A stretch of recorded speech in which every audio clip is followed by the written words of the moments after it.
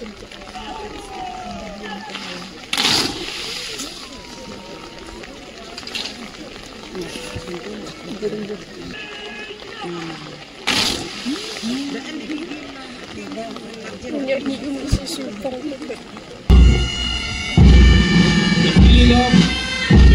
the transition from rigid constables to full-fledged members of the force who will be the torchbearers in maintenance of law and order and for the safety and security of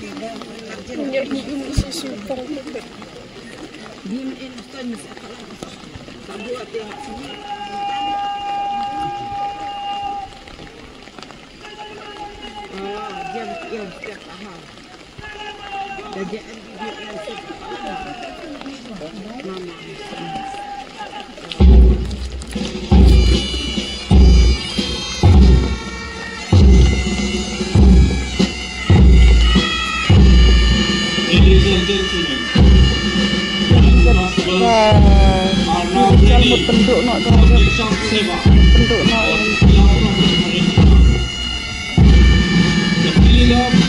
symbolizes the transition from rigid constables to full-fledged members of the force who will be the torchbearers in maintenance of law and order and for the safety and security of the community.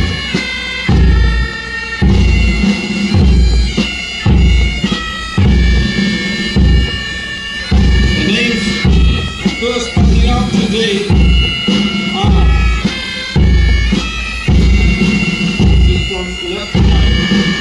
Prashant Skem McCoy, Johnny Duxton, Balabet Chitton, Rakin Shaiwala, Defender Pedro, Amish Sangma, Joaquim M. Sangma, Jeremiah Almaran, Tinggal M. Sangma, Dilibolan Kumar, Ras Korji Marat, Tinggal R.